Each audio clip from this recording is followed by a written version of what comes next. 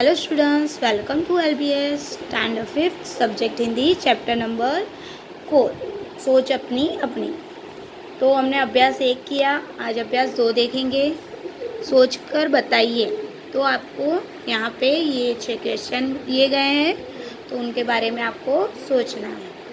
देखिए, चरवाहे क्या सोचते होंगे? तो चरवाहे जो गाय चराने जाते हैं वो क्या सोचते होंगे, उनके मन में क्या क्या सोच आती होगी, वो हमें यहाँ पे कहना है।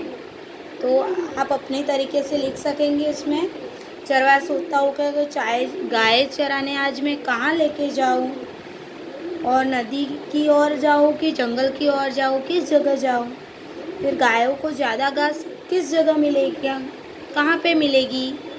फिर दूसरा सोच सकता है दोपहर का खाना मैं कहाँ खाऊँगा, मुझे कहाँ खाना मिलेगा। फिर शाम को मैं कब लौटूंगा। ये सब चरवाहे के मन में चरवाहा सोचता है। दूसरा है सूरज निकलने पर क्या क्या होता है। तो सूरज निकलने पर क्या क्या होता है वो तो हमने यहाँ पे देखा।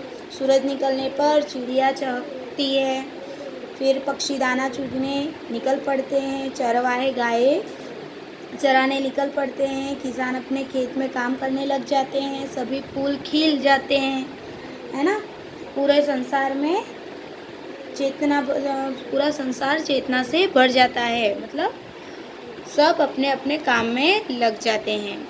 तीसरा, तुम बगीचे में होते तो क्या सोचते हैं। हम बगीचे में होते हैं तो क्या क्या सोचते हैं, वो आपको अपनी सोच बतानी है। रंग बिरंगी फूलों को जी पर पे देखते, फूलों के साथ खेलते, फूलों की सुंदरता को देखते, झूले पे झूलते, रंग बिरंगी तितलियाँ देखकर प्रसन्न होते, रंग बिरंगी तितलियों को देखकर प्रसन्न होते।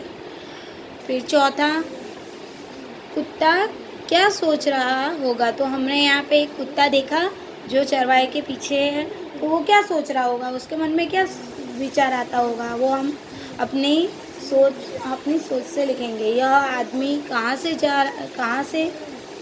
कहाँ जा रहा होगा, फिर मैं इसके साथ जाऊँ कि ना जाऊँ, मुझे इसके साथ जाने से खाना मिलेगा कि नहीं, मैं इस आदमी की हमेशा रखवाली करूँगा। ये सब वो सोच रहा होगा। फिर पांचवा है, तितली उड़ती क्यों है। तो तितली उड़ती क्यों है, तितली उसके पंख होते हैं, रंग बिरंगी तितली होती है, भगवान ने उसको वरदान दिया होता है कि इसीलिए वो उड़ सकती है। छठा है, 2 या 3 पक्षी साथ साथ क्यों उड़ते हैं। तो हमको पता है, हमारे फ्रेंड्स होते हैं, उनके साथ हम बैठते हैं ना, स्कूल में अकेले बैठते हैं, वैसे पक्षियों के भी फ्रेंड होते हैं, तो उनके साथ साथ वो उड़ना पसंद करते हैं। ऐसा हम सोच के लिख सकते हैं। उसके बाद आपको यहाँ पे चित्र दिया हुआ है, ये देखो, ये व्यापारी है। व्यापारी, आपको ये कहानी मैं एक बार बोलूँगी, आपको अपनी जो वर्कबुक है उसके अंदर आपको लिखना है। ओके। तो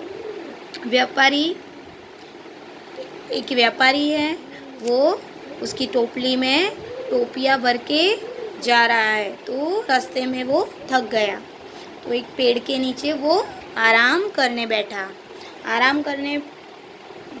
वहाँ पे टोपियों की टोपली नीचे रखी और पेड़ के नीचे आराम करने बैठ गया।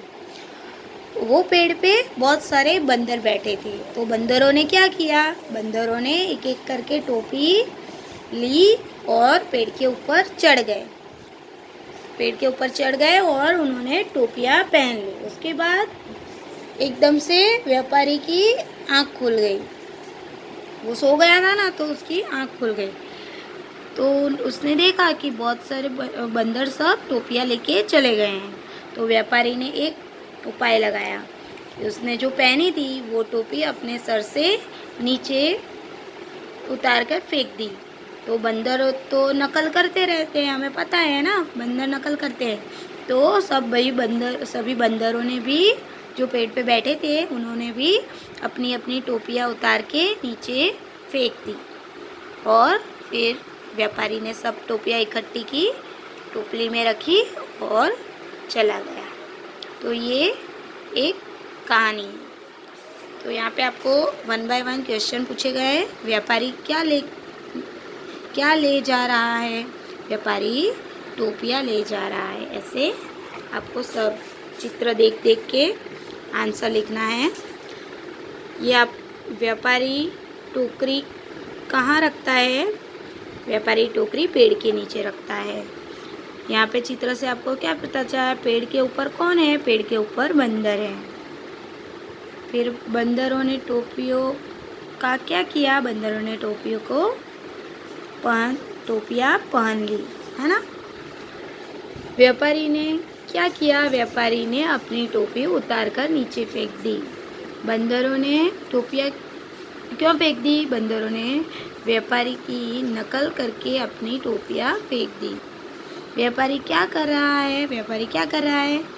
व्यापारी टोपियाँ बटोर रहा है, इकट्ठी कर रहा है। आपको ऐसे ही आंसर लिखना है और पूरी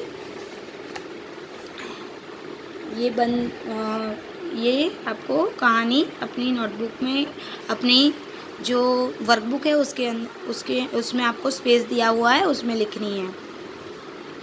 फिर यहाँ पे एक चित्र है। नीचे दिए गए चित्र के आधार पर 5 वाक्य लिखिए। तो आपको यहाँ पे जो जो दिख रहा है चित्र में, पेड़ और पौधा दिख रहे हैं, हरी घास भी दिख रही है। देखो ये हरी घास। फिर दूर दूर 3 पहाड़ खड़े हैं। यहाँ पे पहाड़ दिख रहे हैं। ऊपर खुला आसमान दिख रहा है। एक फिसल पट्टी है। फिसल पट्टी की दूसरी ओर सीढ़ी है ना। ये सीढ़ी है, ये फिसल पट्टी है। फिसल पट्टी के ऊपर से लड़की फिसल रही है। तो ये लड़की फिसल रही है।